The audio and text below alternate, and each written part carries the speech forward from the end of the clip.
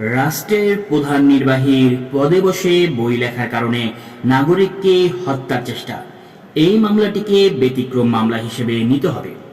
এই ব্যতিক্রমী মামলায় উল্লেখিত অভিযুক্ত সকলেই এই হত্যা প্রচেষ্টার সাথে জড়িত। তারা সকলেই হত্যা প্রচেষ্টার ষড়যন্ত্রের বৈদ্যুতিক তার স্পর্শ করেছিলেন এবং এর ফলে হত্যা প্রচেষ্টা ঘটেছে। হত্যার উদ্দেশ্যে মুক্তিযোদ্ধা মতিউর রহমান রেন্টুকে গুলি করা হয়েছে এবং ঘাতক আসামিদের 4টি গুলি তার দেহে বিদ্ধ হয়েছে।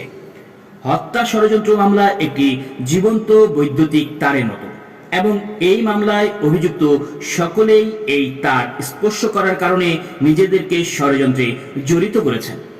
এটি একটি হত্যা ষড়যন্ত্র মামলা। বই লেখার কারণে রাষ্ট্রের প্রধান নির্বাহী প্রধানমন্ত্রী কর্তৃক লেখককে হত্যা প্রচেষ্টার ব্যতিক্রমী মামলা, যেখানে ষড়যন্ত্রের নেতাদের বিচারের জন্য এভিডেন্স অ্যাক্টের একটি সুনির্দিষ্ট আইনের প্রয়োগ দরকার। ষড়যন্ত্রকারীদের বিচারের জন্য পেনাল কোড ও এভিডেন্স অ্যাক্টের আইন ব্যবহার করতে হবে। এখানে এভিডেন্স অ্যাক্টের 10 নং ধারা প্রয়োগ করতে হবে, কেননা এটি সাধারণ মামলা নয়। সরকারের সর্বোচ্চ নির্বাহীর পদে বসে প্রধানমন্ত্রীর নাগরিককে রক্ষার পরিবর্তে হত্যা করার ষড়যন্ত্র ও হত্যা প্রচেষ্টার মামলা এটি। পাকিস্তানের প্রধানমন্ত্রী জুলফিকার আলী ভুট্টোর বিরুদ্ধে আনীত মামলায় এই আইন প্রয়োগ করা হয়েছে। যদিও অভিযুক্তদের মধ্যে অগত্যা মামা কয়েকজন হত্যার উদ্দেশ্যে পিস্তল দিয়ে গুলি করে মুক্তিযোদ্ধা মতিউর রহমান রেন্টুকে আহত করেছে, কিন্তু অন্যান্যরা জেনে শুনেই হত্যা ষড়যন্ত্রে জড়িত ছিলেন, বিধায় তারা এই মামলা ও বিচার থেকে রক্ষা পেতে পারেন না। 20 জুন 2000 সাল হত্যা প্রচেষ্টা চালিয়ে লেখককে হত্যা করতে ব্যর্থ হওয়ার পর 26 জুন 2000 সাল বাড়িঘর জ্বালিয়ে দেওয়ার এবং পুড়িয়ে মারার হুমকি দিয়ে দৈনিক দিনকালে আমার ফাঁসি চাই বইয়ের প্রকাশনা বন্ধ করা। 30 জুন 2000 সাল সরকার আমার ফাঁসি চাই বইটি নিষিদ্ধ ও বাজেয়াপ্ত করেছে। 30 জুন 2000 সাল আমার ফাঁসি চাই বইটি সরকার নিষিদ্ধ ও বাজেয়াপ্ত করায় ও দৈনিক দিনকালে বই ছাপা বন্ধ করায় এবং বইয়ের লেখক মতিউর রহমান রেন্টু 20 জুন 2000 সাল গুলিবিদ্ধ অবস্থায় সাংবাদিক সম্মেলন করে প্রধানমন্ত্রী শেখ হাসিনা তাকে হত্যার জন্য গুলি করিয়েছেন বলে বয়ান দেওয়ার পর সরকার পক্ষ থেকে এর কোনো বাদ প্রতিবাদ না করায় ও লেখককে রক্ষার কোনো প্রকার কার্যকর ব্যবস্থা না নেওয়ায়, যা সাংবিধানিকভাবে সরকারের উপর অর্পিত দায়িত্ব ছিল, নাগরিকদের জানমাল রক্ষার জন্য সরকার গঠিত হয় এবং সরকার থাকে, এবং লেখক মুক্তিযোদ্ধা মতিউর রহমান রেন্টুকে গুলিবিদ্ধ করার ঘটনার কোনো পুলিশি তদন্ত না করায় স্পষ্ট প্রমাণ হয়েছে সরকার প্রধানমন্ত্রী শেখ হাসিনা মুক্তিযোদ্ধা মতিউর রহমান রেন্টুর হত্যা প্রচেষ্টার সাথে সরাসরি জড়িত। হত্যা প্রচেষ্টার সাথে প্রধানমন্ত্রী শেখ হাসিনা জড়িত সংবাদপত্রে এই অভিযোগ আনার পরেও প্রধানমন্ত্রী শেখ হাসিনা তার কোনো প্রতিবাদ করেননি। এমনকি সরকার প্রধান হিসেবে শেখ হাসিনা এই হত্যা প্রচেষ্টার কোনরূপ তদন্ত করেননি বা তদন্ত করান নাই। এতেই প্রমাণ হয় প্রধানমন্ত্রীর পদে বসে শেখ হাসিনা এই হত্যা সংগঠিত করতে চেষ্টা করেছিলেন।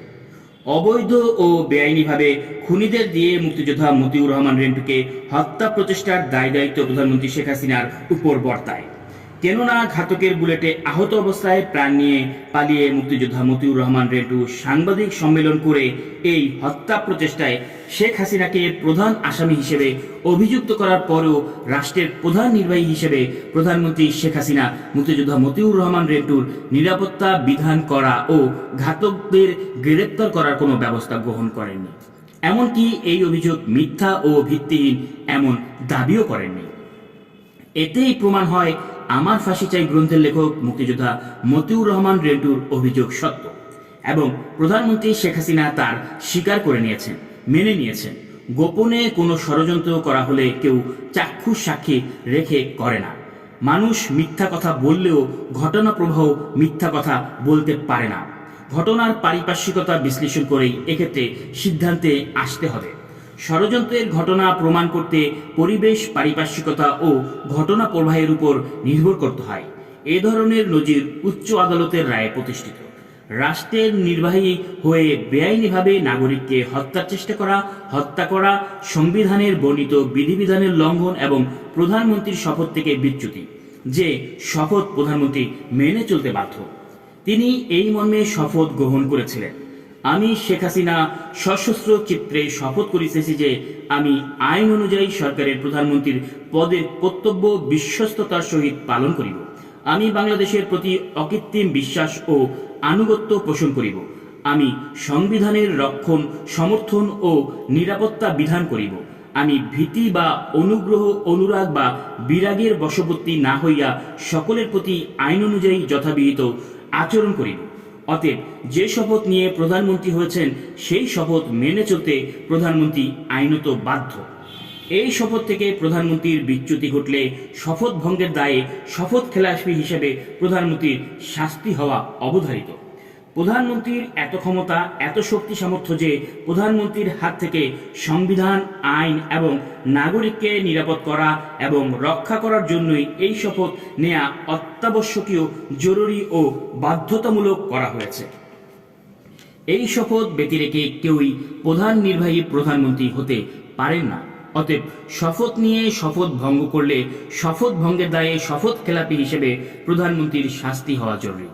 সংবিধান অনুযায়ী আইনের দৃষ্টিতে সবাই সমান এবং সকলের প্রতি আইনানুগ সমান আচরণ করতে হবে। সেই আচরণে বৈষম্যের কোনো সুযোগ বা অবকাশ আমাদের সংবিধানে নেই। সাবেক প্রধান নির্বাহী রাষ্ট্রপতি এরশাদকে যেভাবে জেলে রেখে বিচার করা হয়েছে, অনুরূপভাবে সাবেক প্রধানমন্ত্রী শেখ হাসিনা সহ অন্যান্য সকল আসামিকেও জেলে রেখে বিচার করা হোক। সাবেক রাষ্ট্রপতি এরশাদ রাষ্ট্রের প্রধান নির্বাহীর ক্ষমতা অপব্যবহার করে দুর্নীতি করেছিলেন, আর সাবেক প্রধানমন্ত্রী শেখ হাসিনা রাষ্ট্রের প্রধান নির্বাহীর ক্ষমতা অপব্যবহার করে মানুষ খুন করার প্রচেষ্টা চালিয়েছিলেন। আমার ফাঁসি চাই নামক বই লেখার কারণে মুক্তিযোদ্ধা মতিউর রহমান রেন্টুকে হত্যা করার চেষ্টা চালিয়েছেন। মুক্তিযোদ্ধা মতিউর রহমান রেন্টুর সাংবিধানিক অধিকার বই নিষিদ্ধ ও বাজেয়াপ্ত করার পরে আদালতে আশ্রয় লাভের অধিকার, আইনগত অধিকার, মুক্তিযোদ্ধা মতিউর রহমান রেন্টুকে হত্যার উদ্দেশ্যে গুলি করে আহত করার পর মামলা করার অধিকার, স্বাভাবিক জীবনের অধিকার এবং বেঁচে থাকার অধিকার কেড়ে নিয়েছে। বেআইনিভাবে অবৈধ অস্ত্রধারী সন্ত্রাসীদের দিয়ে মুক্তিযোদ্ধা মতিউর রহমান রেন্টুকে হত্যা করার যার পর নাই চেষ্টা চালিয়েছে। শেখ হাসিনা গং এখনও মুক্তিযোদ্ধা মতিউর রহমান রেন্টুকে হত্যা করার পরিকল্পনা ও চেষ্টা চালিয়ে যাচ্ছে। অতএব এরশাদের মতো শেখ হাসিনা ও অন্যান্য আসামিদের কারাগারে রেখে বিচার করা হোক। শেখ হাসিনা সহ অন্যান্য অভিযুক্তরা মানবাধিকার লঙ্ঘন করেছেন, নারী ও শিশুকে জিম্মি করে জঘন্য অপরাধ করেছেন। এছাড়া রেন্টুকে হত্যার ষড়যন্ত্র করেছেন, হত্যার উদ্দেশ্যে গুলি করে আহত করেছেন। তাই অনতিবিলম্বে শেখ হাসিনা সহ সকল অভিযুক্তদের গ্রেপ্তার করা হোক এবং 33 কোটি টাকা ক্ষতিপূরণের আদেশ দেওয়া হোক।